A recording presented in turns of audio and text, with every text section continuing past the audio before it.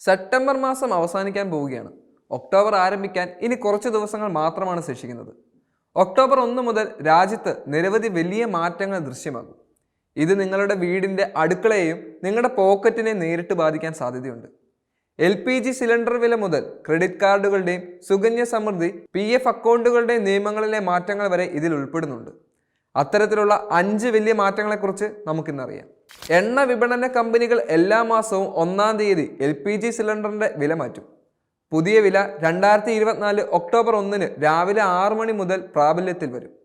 19 kilogram commercial gas സിലിണ്ടറുകളുടെ വിലയിൽ ഈ അടുത്ത കാലത്തായി ഒട്ടേറെ മാറ്റങ്ങൾ കണ്ടെത്തിയെങ്കിലും 14 കിലോ ഗാർഹിക ഗ്യാസ് സിലിണ്ടറുകളുടെ വിലയിൽ മാറ്റമൊന്നും ഉണ്ടായിട്ടില്ല. IOSLന്റെ വെബ്സൈറ്റ് പരിശോധിച്ചാൽ ഡൽഹിയിൽ നിന്നും മുംബൈയിലേക്കുള്ള വാണിജ്യ ഗ്യാസ് സിലിണ്ടറുകളുടെ വില സെപ്റ്റംബർ 1 വർദ്ധിപ്പിച്ചിരുന്നു. ഇതിനു ശേഷം 2024 സെപ്റ്റംബർ 1 മുതൽ തലസ്ഥാനമായ ഡൽഹിയിൽ 19 കിലോഗ്രാം LPG സിലിണ്ടറിന്റെ വില 1652.50 രൂപയിൽ നിന്നും 1691.50 രൂപയായി ഉയർന്നു. ഇവിടെ സിലിണ്ടറിന് 39 രൂപയുടെ വർധനവുണ്ടായിട്ടുണ്ട്. അതേസമയം കൊൽക്കത്തയിൽ 1764.50 രൂപയിൽ നിന്നും 1802.50 രൂപയായും മുംബൈയിൽ 1605 നിന്നും 1644 രൂപയായും ചെന്നൈയിൽ 1817 നിന്നും 1855 രൂപയായും ഉയർന്നു. ഇത്തരമൊരു സാഹചര്യത്തിൽ ഇത്തവണ ദീപാവലിക്ക് മുമ്പ് ഗാർഹിക ഗ്യാസ് സിലിണ്ടറുകളുടെ വില കുറയുമെന്നാണ് കരുതുന്നത്. നേരത്തെ സെപ്റ്റംബർ മാസത്തിൽ ATFന് വില കുറച്ചിരുന്നു.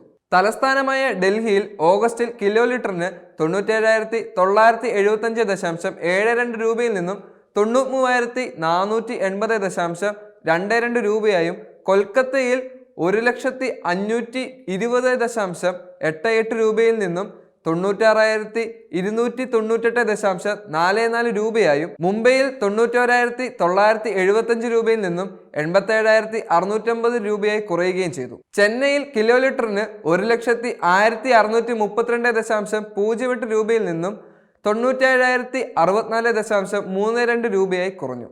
മൂന്നാമത്തെ മാറ്റം HDFC ബാങ്കുമായി ബന്ധപ്പെട്ടതാണ്. നിങ്ങൾ HDFC ബാങ്കിന്റെ ഉപഭോക്താവ് കൂടിയാണെങ്കിൽ ചില ക്രെഡിറ്റ് കാർഡുകളുടെ ലോയൽറ്റി പ്രോഗ്രാം മാറ്റിയിട്ടുണ്ട്. പുതിയ നിയമങ്ങൾ 2024 ഒക്ടോബർ 1 മുതൽ ബാധകമാകും. അതനുസരിച്ച് സ്മാർട്ട് ബൈ പ്ലാറ്റ്ഫോമിലെ ആപ്പിൾ ഉൽപ്പന്നങ്ങൾക്കുള്ള റിവാർഡ് പോയിന്റുകളുടെ റിഡീം ഒരു കലണ്ടർ പദത്തിൽ നിന്നും ഉൽപ്പന്നമായി HDFC ബാങ്ക് പരിമിതപ്പെടുത്തിയിരിക്കുകയാണ്.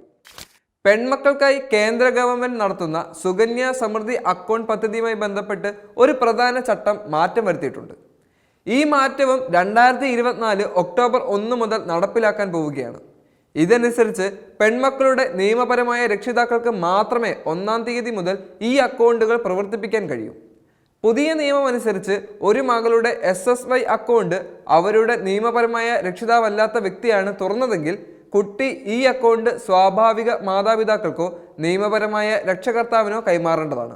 അങ്ങനെ ചെയ്തില്ലെങ്കിൽ ആ അക്കൗണ്ട് ക്ലോസ് ചെയ്യാം.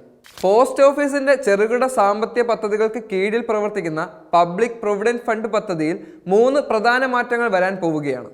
ഈ മാറ്റം 2024 ഒക്ടോബർ 1 അതായത് അടുത്ത മാസം മുതൽ പ്രാബല്യത്തിൽ വരും.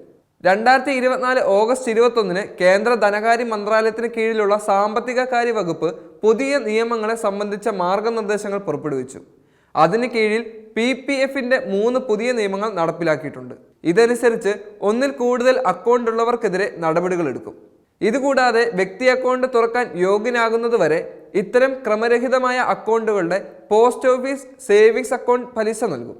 അതായത് വ്യക്തിക്ക് 18 വയസ്സ് തികയുന്നത് വരെ അതിനുശേഷം PPF പലിശ നിരക്ക് നൽകും. പ്രായപൂർത്തിയാകാത്തയാൾ പ്രായപൂർത്തിയായ തീയതി മുതൽ മെച്യൂരിറ്റി കാലയളവ് കണക്കാക്കും. അതായത് ഒരു അക്കൗണ്ട് തുറക്കാൻ വ്യക്തി യോഗ്യത നേടുന്ന തീയതി വരെ. പുതിയ മാറ്റങ്ങൾ എത്രത്തോളം പ്രായോഗികമാണെന്നുള്ളത് വന്നു കഴിഞ്ഞാൽ മാത്രമേ നമുക്കറിയാൻ സാധിക്കൂ. അതുവരെ എല്ലാം നമുക്ക് കണ്ടുകൊണ്ട് നിൽക്കാം.